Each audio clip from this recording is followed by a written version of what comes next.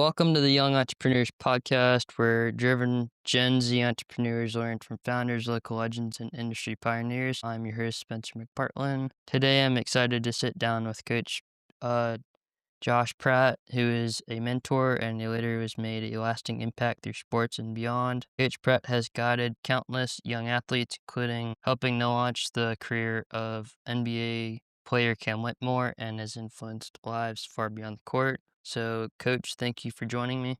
You're welcome. You're welcome. It's an honor to be here, man. It's great to see you. First question is, what originally inspired you to start coaching? Really, really good question. What inspired me? I'll say this.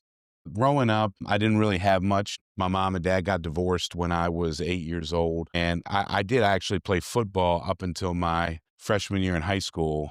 And I wasn't very big. And so when I went into high school, there was all these big football players. Honestly, basketball, I didn't really pick up a basketball till my sophomore year in high school. And basketball was always part of my life and never really didn't make my high school team. I was cut 3 years from my high school team, tried out all those things. But I just fell in love with the game at an early age, I guess. And the thing that changed my life was a 20-minute conversation I had with a player named Steve Brown, who I looked up to in high school, played football and basketball. And I remember playing just pickup basketball like I always did. And he told me to go to Montgomery College, Germantown. And so one of my good friends, Tony Saunders, who had a car at the time, could barely go 55 miles an hour up the Beltway, drove me up there, did me a huge favor. And I introduced myself to a guy named Steve Hobson, and he changed my life. He was a mentor, still a mentor of mine. And if it wasn't for him, I really don't know where I would be right now. But that's where I really loved basketball, but really falling in love with it was when I got my opportunity at Montgomery College. That's kind of where I found my niche, both basketball-wise and in education. I used to, back then, you didn't have all these security checks. You didn't have to show your driver's license. You could just literally tell the secretary at the front desk, you could just walk in. And at the elementary schools, that's obviously totally different. Hobson would do reading groups and math groups, and he would put on basketball clinics in the morning. And before I went to class, never had a class in the morning. You always, as a college student, you want to have class in the afternoon. So, in the mornings, I would get up at 5:30, 6 o'clock. He would run these basketball clinics at Germantown Elementary School in Montgomery County. And I worked with kindergarten all the way up through 5th or 6th grade, then would stay because I wouldn't have my class until like 2 or 3 o'clock. So, or maybe a little earlier than that, maybe 11 or 12, but, that type of thing. But I would do reading groups and math groups, and that's where I fell in love with working with kids, really. And watching him work with youngsters, his interactions, his genuine care for people really inspired me as a coach and as an educator. Do you remember your first aha moment when you realized the influence you could have on young athletes? When kids, maybe 5 years or 6 years down the road after, coaching them. And, let's be real, when you coach kids, it's not always fun and games, right? You have to hold kids accountable. And some kids are more difficult to coach than others, right? And, sometimes your relationships kind of come to a head. And there's no better feeling when kids call me on the phone. Now they're, 30, 40 years old, but call and thank me, or, send me a shout out or text me saying, hey, I'm watching your teams. Keep doing what you're doing. Everything you said was right. I know you have my best interest in mind and all those things. So I think that's more gratifying than anything, is when your relationships from coaching kids in high school really down the road, those guys don't forget you. And I coached girls for 4 years too. I mean, it's the same thing, like watching these kids grow up and then maybe they stop by, and check out a game or whatever. So I think those types of things, watching them grow up. I mean, I have kids that I've coached that are married, that have children, that have great jobs, both boys and girls, or now they're men and women, obviously. But it's a phenomenal feeling. It really is a great feeling. Next question is, sports demands discipline, teamwork, and resilience. How do you intentionally instill those values in your players? Well, I think number one, we have to have a good staff, right? I've been at Spalding now, and let me carry it this way: I wouldn't be back at Spalding coaching basketball and working in the Learning Resource Center without great support, right? The people I work with in the Learning Resource Center are awesome.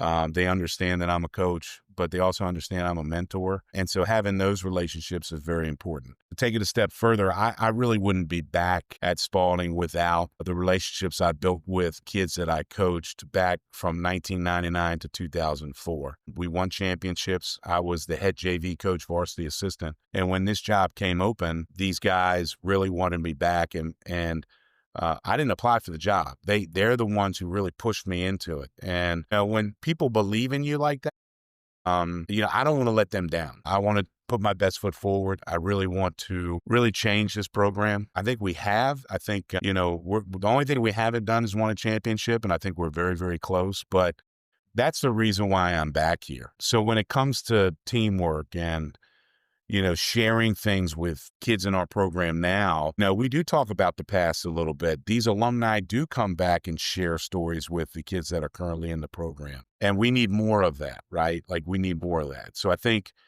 that's something that's really, really important to me because, I'm not going to coach forever, and I want, my legacy for this program is I want to leave it better than when I found it. And we have a great staff. We have really good players, really good kids with high character that work extremely hard.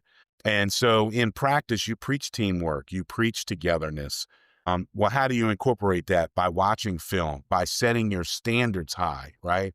Like, you got to have high standards. You got to have, each day you have your objective. You try to do that. My job is to make my guys uncomfortable in practice. So in games are easier, right? Does that make sense? So like, those are things that are extremely important to me. So our standards, being not only to practice on time, but being to class on time, setting an example in the hallways, having your uniform, tie up, all those things, which for some of my guys, it's tough, right? I mean, let's face it, get up early and things like that. But, that's a microcosm of life, right? Like, I tell my kids this all the time. You're either going to own a business or you're going to be working for somebody.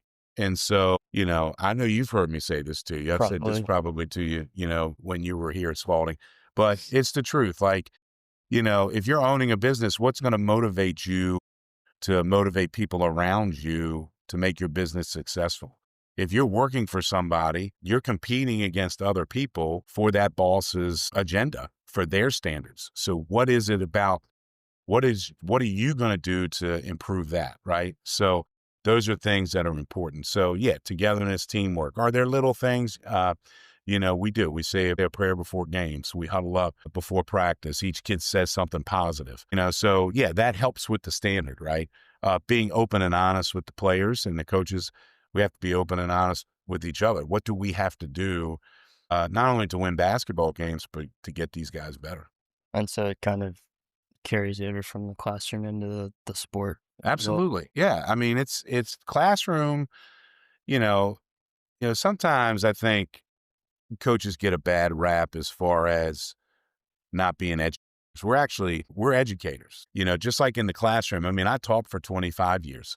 My first teaching job was second grade. I taught, middle school math. I've taught high school world history, geometry, algebra. I'm kind of a jack of all trades, master of none for sure. But, the one thing that I've learned is you got to be organized in the classroom, and over time, that's what you learn, objectives, stating your objectives, having a plan, being organized. And those are things that I've really worked on in my career over time. Like, you don't just develop those things. Now, some people are just born that way, that are very, very well organized, but then don't have the personality piece, right? That don't have they can't build relationships, right? And so that's the part they need to work on. So over time, I've learned a lot. Have I made mistakes? Absolutely. I've made a ton of mistakes, but I like to think I've learned from those. And so it's carried over as well. Absolutely. Yeah, it definitely carries over. I mean, I'm not perfect by any stretch. I mean, at 54 years old, I'm still learning. And if I stop learning, then I might as well stop coaching, really. My next question is, what lessons from athletics translate directly into entrepreneurship, leadership in real life? Which I think you've I'd have already No, started the talk. but like to go, no, Spencer, I'll say this, man, to go into kind of more detail, it takes a lot of time and effort. And I think I'll put it to you this way. Okay. There are a lot of guys on my staff that want to be head coaches. Okay. Okay. So to relate to it is this: Spencer owns a business. You own, I don't know, a restaurant. Okay. Spencer's Bar and Grill, right? Okay. And we're going to compare the two. So you have Spencer's Bar and Grill. You've been in the business for 10 years, right? You've had your ups and downs. And now you have a crew, you have a general manager that you really trust. Okay. And so, but he wants to start his own restaurant, right? He wants to start his own type of, bar and grill or whatever. Well, I have coaches on my staff that want to run their own program someday. I want to hire people that have aspirations to run their own program, run their AAU program. Well, you want to hire people at Spencer's Bar and Grill that want to run their own restaurant one day, because then they're going to really be in tune with what you want in your restaurant and how they run it and things like that. And, you want people that have goals and aspirations outside of, you don't want people that are content working in your restaurant because they're going to get lazy. Same thing on my staff. You don't want people that are lazy. You want people that are go-getters. You know what I mean? And sometimes maybe you're successful, right? This restaurant, all of a sudden now you've got 2 or 3 of them, right? And now you get people that are lazy because they were there in the beginning and now they've kind of throttled back a little bit. And then now it's your job to get them back on track, right? And they might not like what you have to say to them. Well, it's the same thing with coaching. Some coaches, because we've been successful at times, might get lazy. And so it's my job as a leader to kind of get on them a little bit and really, kind of check them. And they might not like that, right? But, at the end of the day, if you care about those people, you care about your coaches, you care about your employees, you take care of them, just like coaches take care of their assistant coaches. Everybody, what we like to say, everybody eats, right? Everybody really can respond to it, and then everybody's successful. And to go back, like, I wouldn't be here. I was a JV coach, varsity assistant. We won championships. That's the bond. That's the bond that's never lost. So if you run a successful business in anything you do, you develop that bond, and then those people take it on and they've learned from you and they appreciate you. You're going to have bumps in the road, right? Correct. So you're in school, you're at Spalding, you have a lot of pressure on you, right? The kids here at Spalding, have aspirations to be entrepreneurs, to be leaders in the community, be, faith driven, right? Like there's a lot of avenues, at Spalding that are very, very positive. And when you because you've sat there, when you sit in the classroom and you look around, everybody, nobody's messing around, right? People are, into their computers. I'm not saying things, obviously it's high school, people do mess around. But what I'm saying is when it's time to work, it's time to work, right? They want to go to MIT. They want to go to a Harvard or Yale, American University, Patriot League schools, Ivy League schools. So at the end of the day, they are really striving to do their best, right? And that's a lot of pressure on them. And so, you have to kind of persevere, right? You're not always going to be successful. Taking AP classes, you might get a 3 in an AP class, right?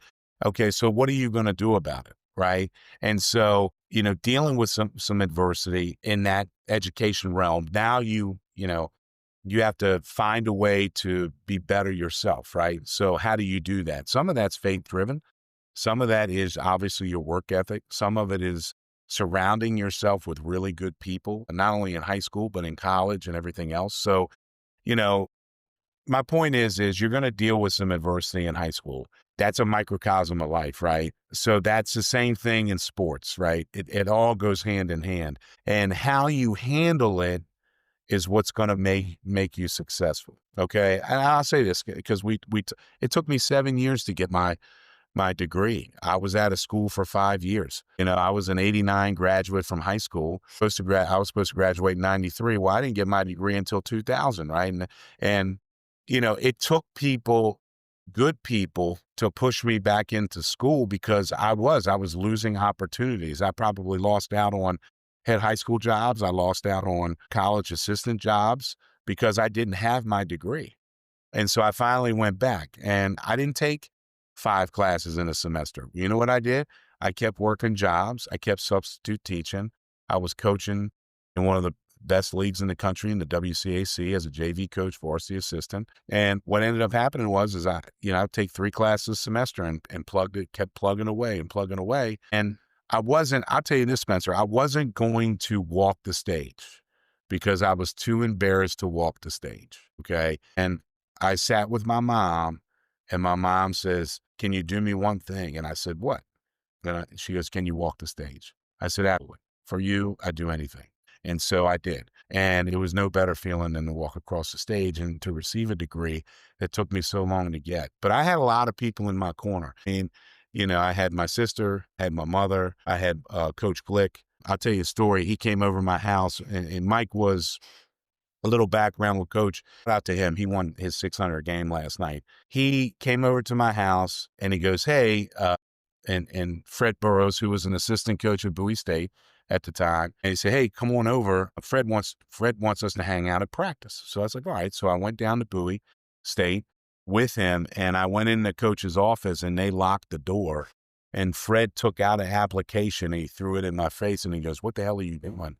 You need to get your rear end back into college, man. You're losing job opportunities." And so they locked the door. They wouldn't let me leave until I filled out the application, right? And so I filled out the application and I was in Bowie State that fall semester. That's a true story. So, because I'll put it away. I kept putting it off and putting it off. And I was hustling and making money and stuff, cutting wood. I was substitute teaching. I was doing a lot of things. I was bouncing at third edition down at Georgetown, right? So, I'm the definition of perseverance. That's the true story. I mean, not to pat myself on the back, but I could have, it took me a minute. It took me a minute in a lot of ways. And, my good friends know, we always say late bloomer. I was a late bloomer in life in a lot of ways. And you think that that's applicable now with people either my age or people who are a little bit younger? I agree. I think so. I do think that. I think sometimes, honestly, with social media and this microwave generation, instant, we want it now, we want it now. And it sounds cliche-ish, but it's the truth. Like sometimes you got to trust the process. Sometimes you've got to, and you hear this all the time. You have to go through it. You have to go through life. And I think people pack their bags up and leave too early sometimes instead of sticking things through. Now, at the same time, are there situations where you got to do that? Absolutely. You got to do it. That's another probably discussion, you know what I mean, that we could go down the road and get really deep in that. But I think, if you really look, and it's my life. It's not anybody else's life, but it's taken me a long time to get where I am now. But I look back and I'm extremely proud of what I've done. And I consider myself a survivor, really. But I've also had good people in my corner, and I could have easily made bad decisions or gone down the wrong road, and I chose not to. My next question is, I know that you worked closely with Cam Whitmore early on. So what stood out about him at a young age, and what can young people learn about from his journey? Well, you know what? I'll say this. This is before I knew Cam. His freshman year, he had a really bad injury with his leg, and I knew a little bit about it before I took the job here. And then he re-injured the leg, right? What people don't understand is he's the definition of perseverance in his Doing young it life. twice. Yeah, not only doing it twice, Spencer, but think about it. He's got a big cast on. You're in a school of over 1,200 kids. He's a high-profile player. When you look at him, he's a man-child. Like he's 15 years old, and he looked like he was 28, right? And so, but you have to understand, he's in a grown man's body. He's 15. He's like the movies, with the switching between an adult and a teenager. And so when people come at him asking him time and time again about his injuries, when's he going to get back? I mean, I could see him, getting down on himself and really questioning what's going on.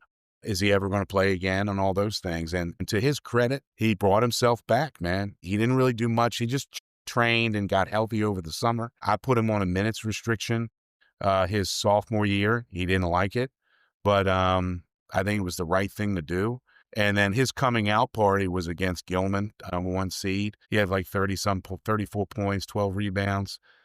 Was unbelievable basketball wise. Does Cam have a guard up? Absolutely. And I think it's because, it's always been him and his parents. And, I can kind of relate to that because it was always me and my mom, my brother and my sister growing up. And I didn't fit in. Well, he fit in, but he was also a big guy and everybody stared at him. Right. So I think he learned a lot from that. And I think he surrounded himself with good people.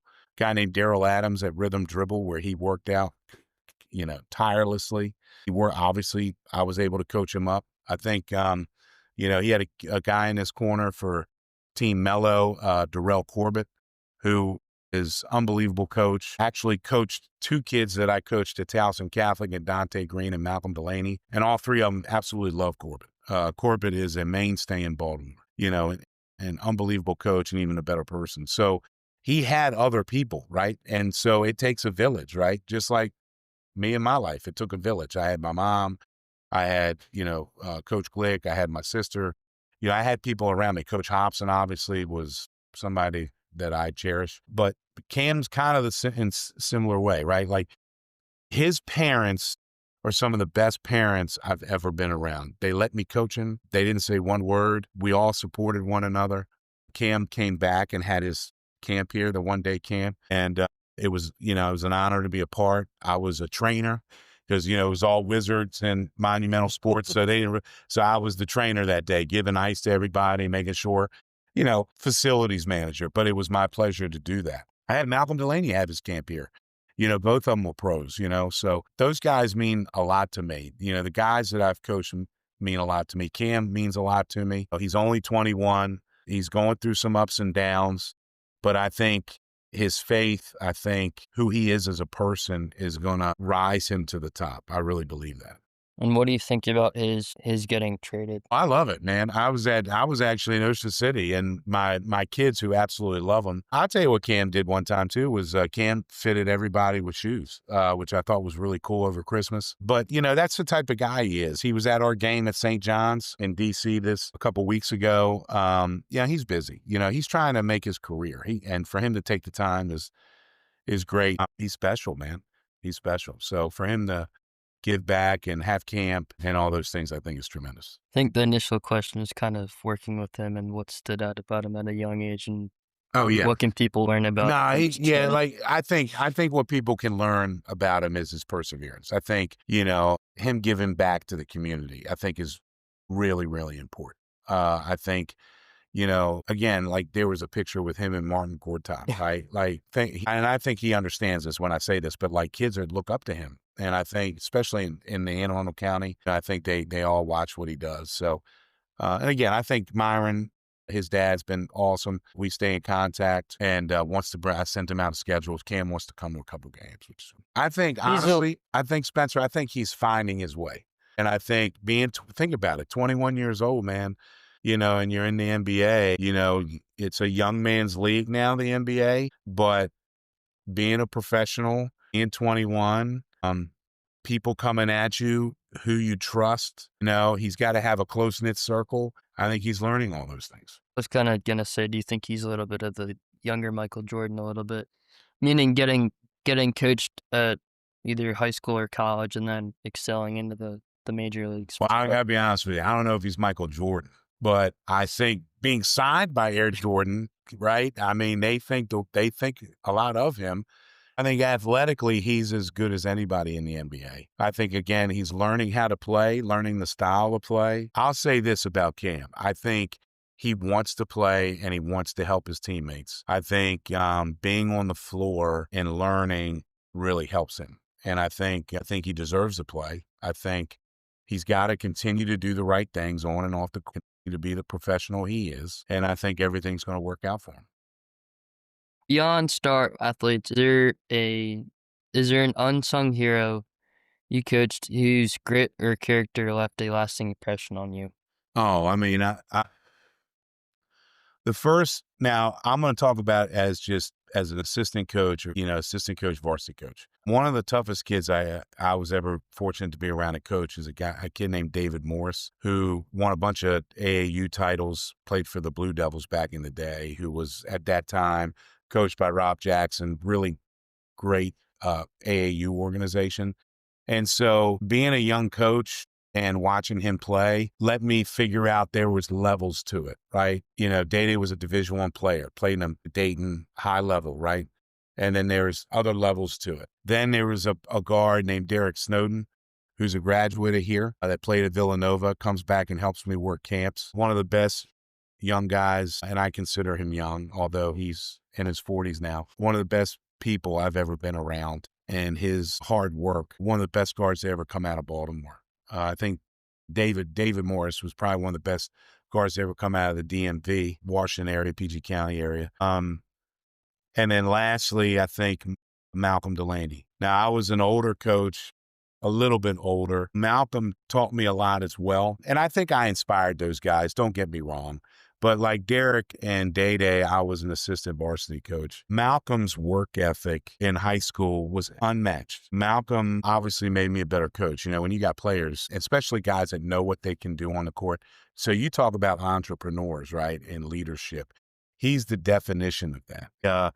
Has his own business, real estate businesses. He gives back to the Baltimore community. And so when he called me asking me to use the gym in July, like I really kind of pushed the issue. I was like, I got to get you the gym because he gives back. Like he had school supplies for the kids. He's got a bar in Baltimore I haven't been to yet, so I got to swing by there. I just live across the Bay Bridge. It's kind of hard for me to get over there, but I can't thank him enough. He helped my career in a lot of ways. Once he went to Virginia Tech and then played overseas. He was top 5 player in EuroLeague, and then went to Virginia Tech, or I'm sorry, not Virginia, Atlanta Hawks, played professionally there. You talk about parents, his parents are special. He means more to me than he'll ever know. And the way he handles himself and the way he runs his own AAU organization and how he just knows how to be a leader. Everything he touches is successful. So when you talk about being an entrepreneur, he's somebody that took sports. He's in the Hall of Fame at Virginia Tech. And he uses his degree, uses his skill set, and is tremendous. He really is. So I really love him to death. Now, from work ethic and drive, how do you think that carries over from school into personal or Yeah, work life? well, think about it. Like, I remember you as a student, you worked your butt off, man. Like so you worked your butt off, Spencer. I mean, I think some of it, I'll be honest with you, the work ethic is some of it's innate. I think some of it's genetic. Obviously, your parents have a lot to do with it, right? I think who you surround yourself with the same goals really helps you drive and get inspired. I think all those things matter when it comes to your work ethic and your drive to be successful, right? I think, I think that's something that's really, really important. Well, do you think more of it is outside of high school or outside of school in general? Meaning, Man, that's a really good question. I think this. I think when you're in school and you love the environment you're in, I think it helps, right? I think that you as a student will gravitate towards certain teachers that really help you get motivated. I think sometimes teachers are in their own little world and they're walking down the hallway, but they don't realize that all the students are watching what you do and your mannerisms and everything. And I think that students are inspired by teachers. They gravitate towards who they are inspired by for sure. And I think, in any profession, there are some outstanding teachers here that inspire a lot of students, through faith, through whatever they're teaching, whatever it is. It could just be a simple conversation, right? And then all of a sudden, you're sharing stories and inspiring people that way. And then, yeah, does it carry over outside? Absolutely. Like, again, your community, who you see in your neighborhood, family, other family members that are very successful that maybe you sit down with and pick their brain. I'll tell you this, I have a lot of friends in this business over the years. We all started kind of at the same time. And I have some good friends that are uh, a lot more successful than me as a high school coach, right? And have won a lot of championships.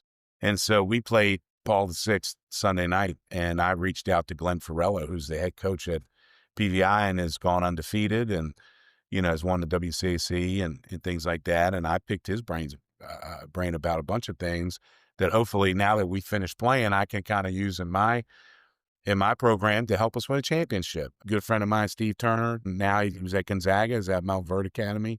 Obviously, Coach Glick, like I said, 600 game last night. Coach varsity assistant for 11 or 12 years.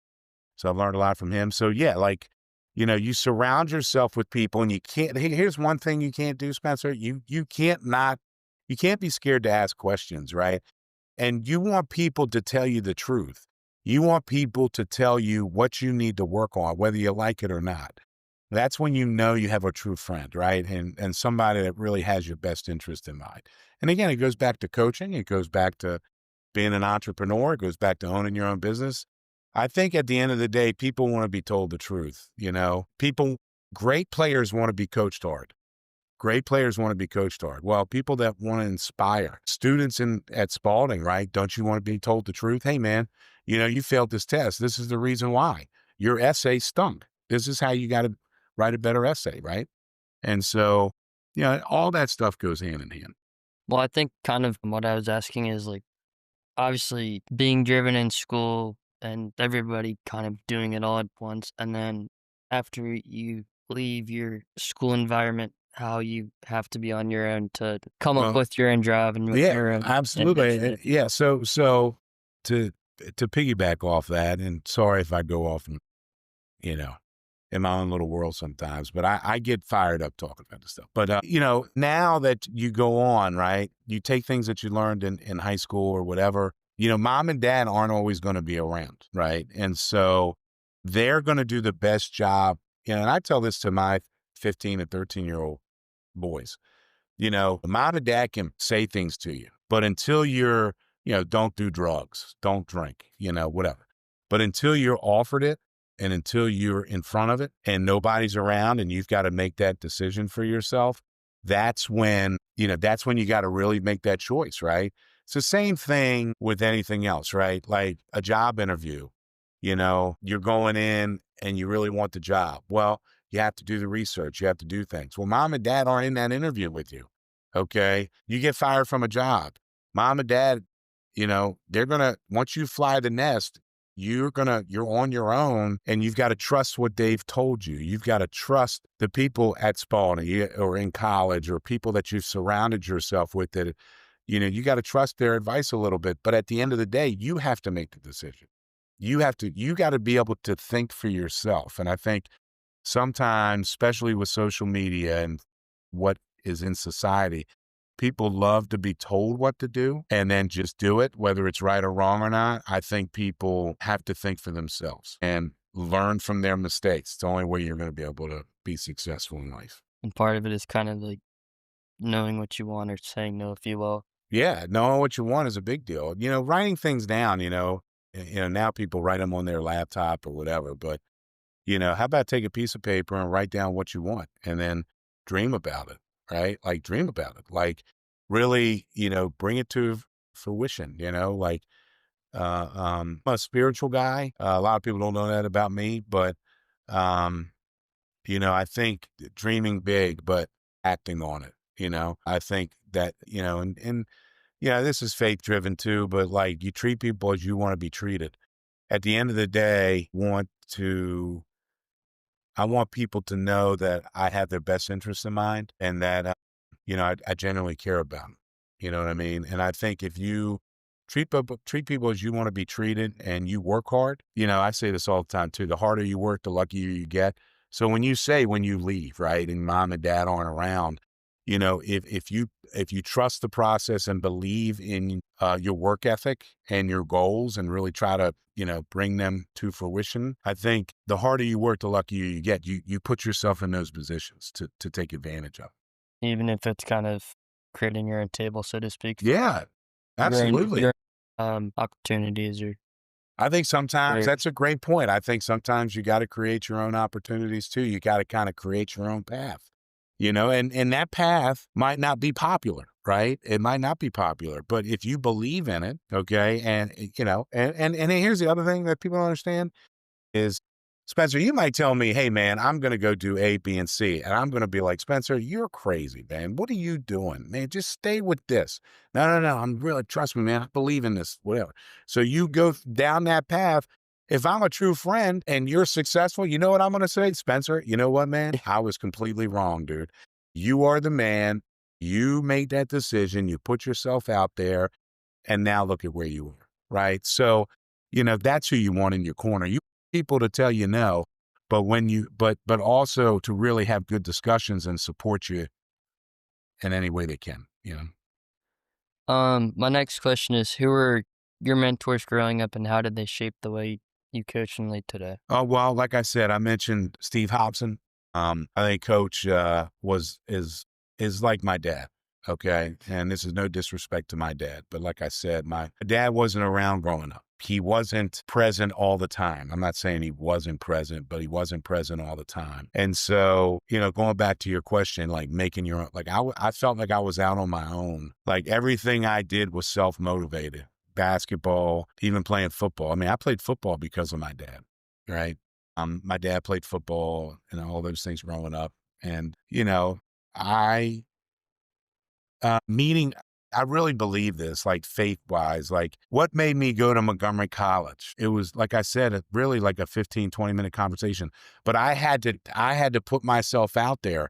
I had to go ask my best friend, Tony, to drive me up there. Right. Like, and that changed my life. That completely changed my life. So when people say, your decisions reveal your priorities, it's the truth. Like I went up there and Hobson gave me an opportunity. I'll tell you this. He goes, he didn't even see me play. He goes,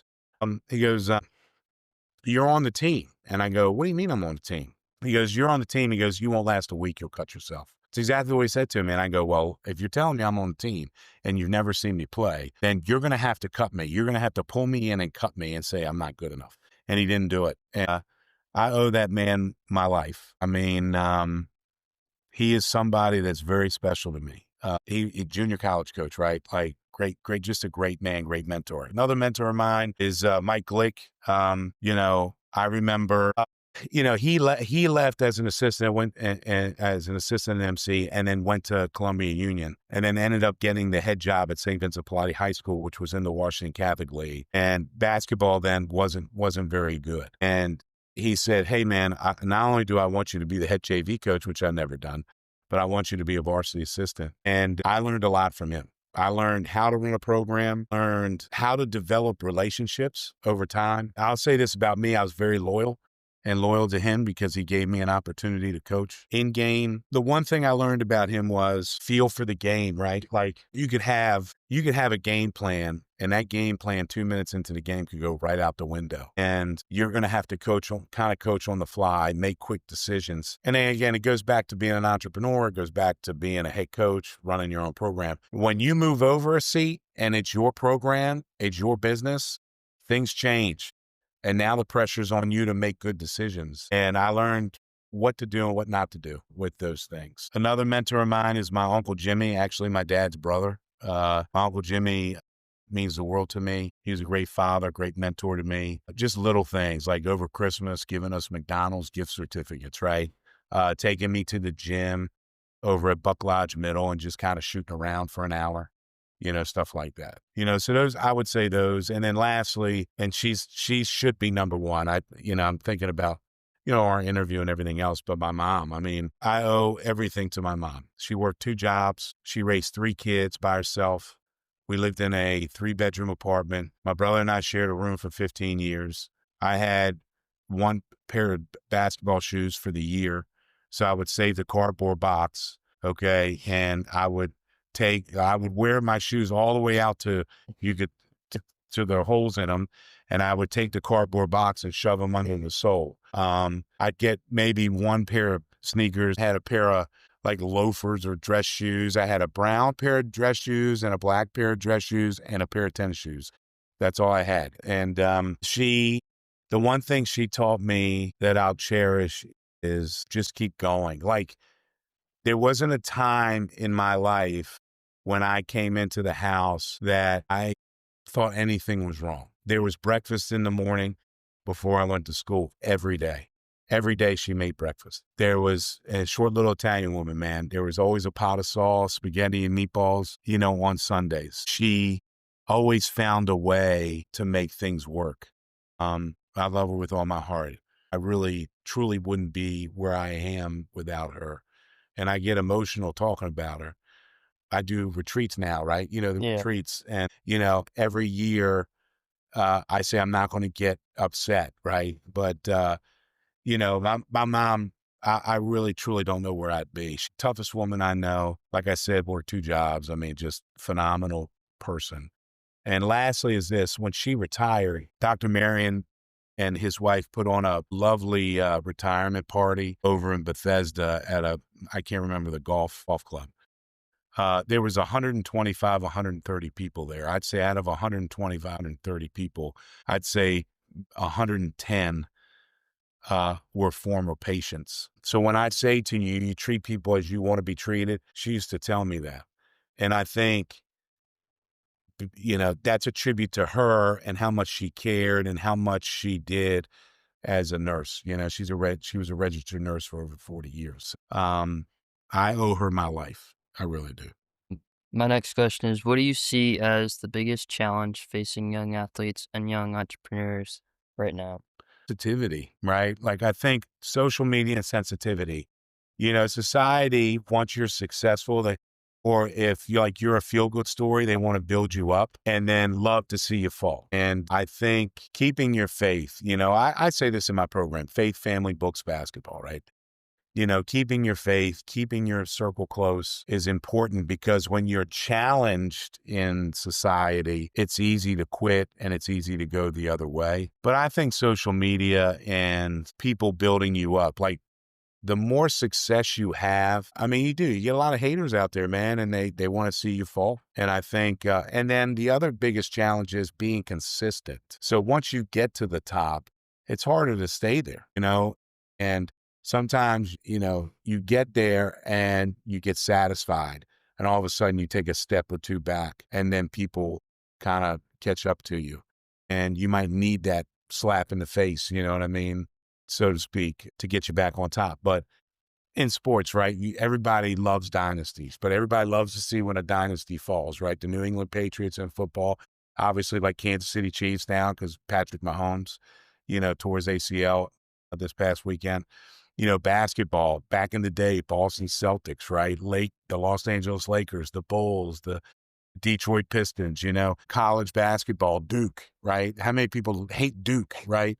They hate him with a passion, but Coach K sustained that, that success, that's extremely hard to do. So to have a successful business, and you would know this better than me, like, what are some successful businesses out there? Like, let's look at Chick-fil-A, right? Yeah. Chick-fil-A, man. Chick-fil-A is a great, business, right? Every Chick-fil-A, it's the same.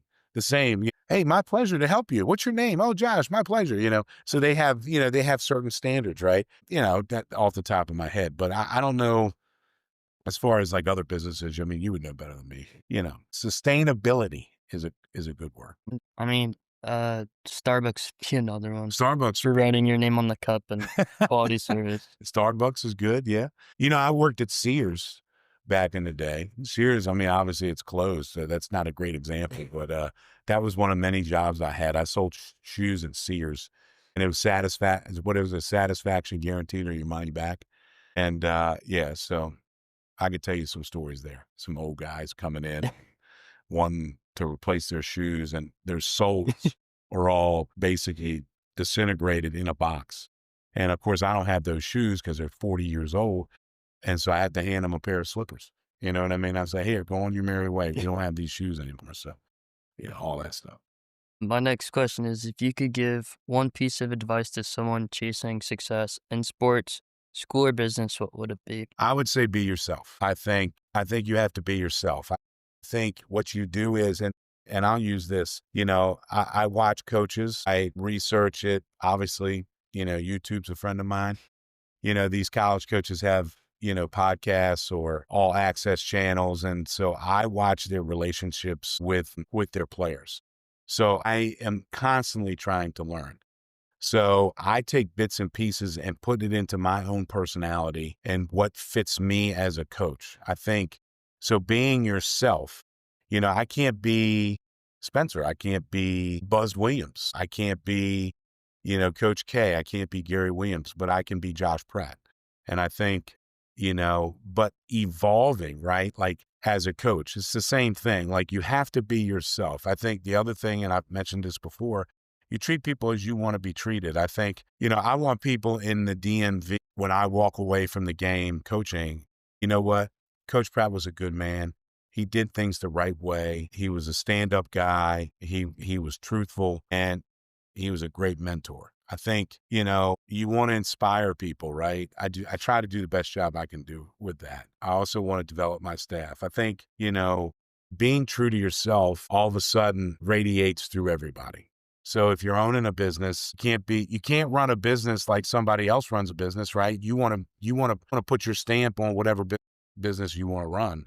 And then you want people that are going to support you that believe in what you're doing. And then that radiates. So that's what makes your business successful. Being yourself, but also not, Can't be a walkover, right? well, not being yourself, but also not being fake, if that makes I think sense. not being Meaning, fake. Absolutely. You got to be genuine. I think a good word is genuine, right? I think you can care too much. I think you can care too much. And if you care too much, then what ends up happening is you end up being an enabler, right? And you don't want that. There's a fine line. There's a time when you got to cut it off. You know what I'm saying? There's a time when you got to cut it off. But I think me being a high school coach, there's definitely times you got to cut it off. But then there's also times when you're trying to nurture a kid and you're trying to do the right thing. And then once you exhaust every avenue, then that's when you got to say, you know what, I'm done. It's time for you to move on and they might hate it, but 4 or 5 years down the road, then they see the grass isn't greener on the other side. And then they realize, and some people need that. Some people need to be fired.